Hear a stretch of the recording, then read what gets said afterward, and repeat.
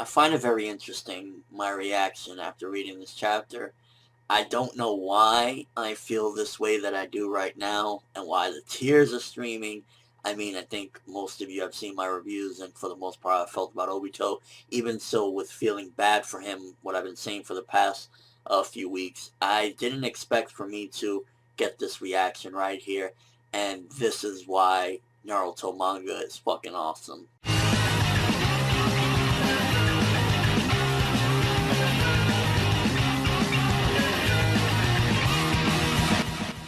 If you haven't read this chapter or you plan on rereading this chapter, I definitely recommend you should listen to Naruto Shippuden Ending 28. If you can get your hands on the full version, go with that. If you could just get the TV version, please do yourself a service and listen to that ending while you read this chapter.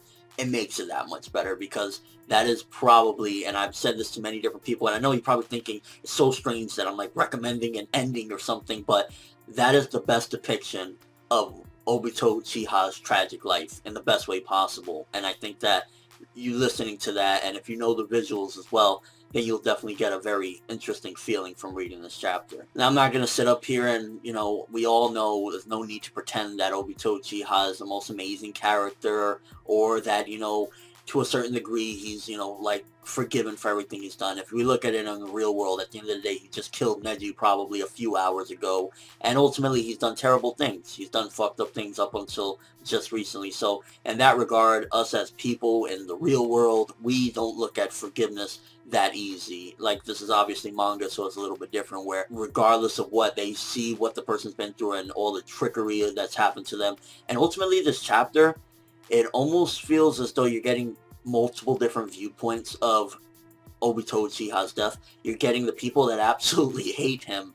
You're getting that aspect with what Kaguya, or shall I say Black Zetsu, the fucking mouthpiece, continuously says. He's trash, he's gonna die, he was worthless, he's aimless, he has no goal, he's a failure at everything, he's just a filthy traitor, and was just absolutely tearing him down. So you get that aspect of what real world people would be looking at him like, he's scum. But then you get the also, the other aspect of it as well, where Kakashi's there in pain. And I feel so bad for Kakashi right now out of everyone, because while Naruto's feeling sad, just imagine how Kakashi is feeling right now. That was his friend, going back to when he was a child. That was the source of all of his agony for a majority of his life. This guy's death, his return, the confusion and everything, and having to see his friend die again.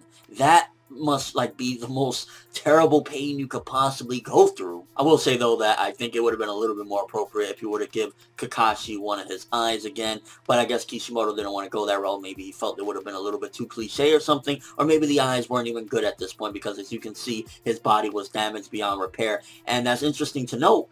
Naruto's healing abilities do have a certain limit to them. They're not completely, if the person is beyond the limits of repair, such as Obito was, there's no return, and his powers aren't that good. So even the Naruto Jesus has its limits. And this is one of the things that I've been really liking about Sasuke in this arc and as a character, and I think that this serves his character so well, where even during all this shit is going on, you can see that to a certain degree Sasuke understands that he feels bad for Obito, and this is a guy that was tricked by him in a way. So I respect that he can kind of understand, but he's basically telling him, yo, there's nothing more you can do for him. We got to do this right now. And he takes charge and goes after Kaguya. And that's the shit that I really like about Sasuke right now. And I think that that's really adding to his character a lot at the moment, where regardless of what is happening, you're the threat, you're the target, I'm taking you the fuck out, there's no time for nothing.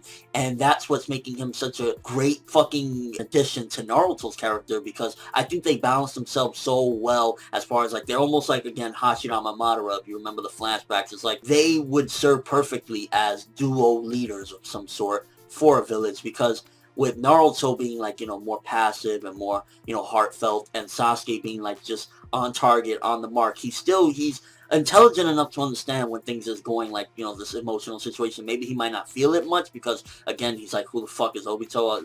It doesn't really serve his sort of life or whatever. But ultimately, I think he's wise enough to understand that, and I think that makes a great combo. If they ever did do some sort of Hokage thing, maybe they could be duo Hokages, if anything. And I find it pretty hilarious that Sasuke said, hey, give me a hand, and then later in the chapter, he gives him Kaguya's arm.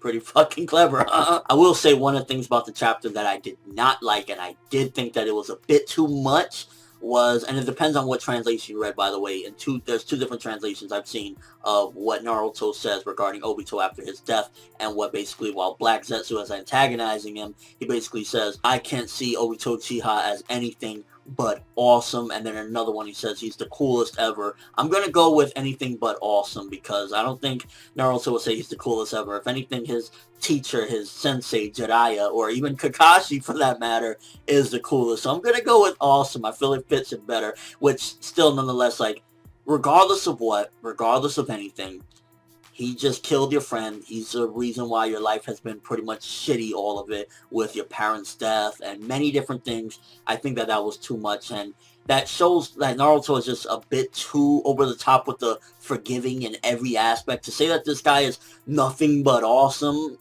maybe that's going, no, it's definitely going too far regarding just how much of forgiveness you can do in such a short amount of time. Like, anybody in the situation, especially with Neji just dying, would not feel that this guy is anything but awesome. Maybe you could say something like, shut the fuck up, you don't know anything about Obito, or at the end of the day, something differently would have fit better than he's awesome, or he's the coolest ever, or something like that. And with the thing in the end, with him finally being reunited with Rin, for the most part, I saw it as symbolic, and I don't think at this point he's looking at anything as a romantic relationship. It's finally, he gets to be reunited with a comrade. And after all this time, I like in the other translation, because there was two translations again, and in one of them they kind of focus more on that Rin knew everything that's been happening, and it's like, you know, you tried your hardest. I really want to go with that one, because I felt that that is far more appropriate, that the thing that he's been wanting all this time, for Rin to accept him and ultimately finally be reunited with him. She doesn't look down on him. She's not, like, judgmental.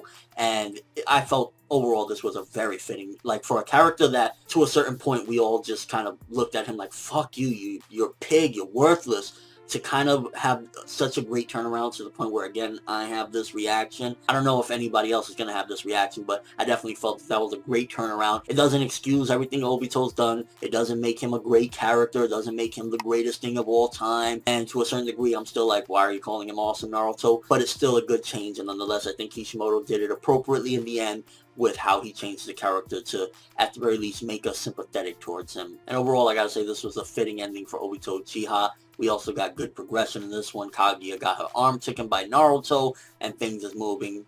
The death of Obito Uchiha, love him or hate him, but at the end of the day, I think at the end, that was a great turnaround for a character that is one of the most infamous characters in probably manga history for the reactions that people have had ever since his revelation. But let me know what you guys think on a serious note. How did you feel regarding this death? Did you feel any emotion towards it?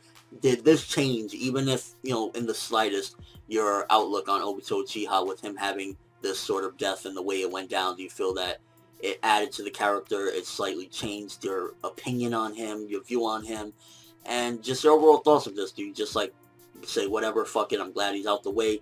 I honestly am surprised at how much this chapter made me feel for the character. I felt bad for him, but I didn't think that I would get to the point where how I started this video. So yeah, overall, very fitting ending, and I'm glad Obito finally got some redemption. But that's all I have for this review. Thanks for watching. Hope you enjoyed. If you liked anything I had to say or enjoyed the video, drop me a like. I'd greatly appreciate it. And if you haven't subscribed, you can do so as well. That'd be awesome. I'm from Neverworld, and as always, people, have an awesome day. Sayonara, Obito Uchiha.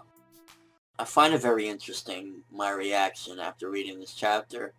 I don't know why I feel this way that I do right now, and why the tears are streaming. I mean, I think most of you have seen my reviews, and for the most part, I felt about Obito.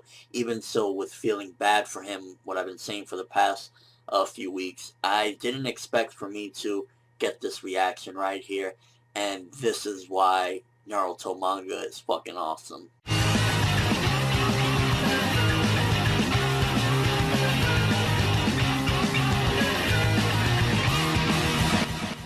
If you haven't read this chapter, or you plan on rereading this chapter, I definitely recommend you should listen to Naruto Shippuden Ending 28. If you can get your hands on the full version, go with that. If you could just get the TV version, please do yourself a service and listen to that ending while you read this chapter. It makes it that much better, because that is probably, and I've said this to many different people, and I know you're probably thinking it's so strange that I'm like recommending an ending or something, but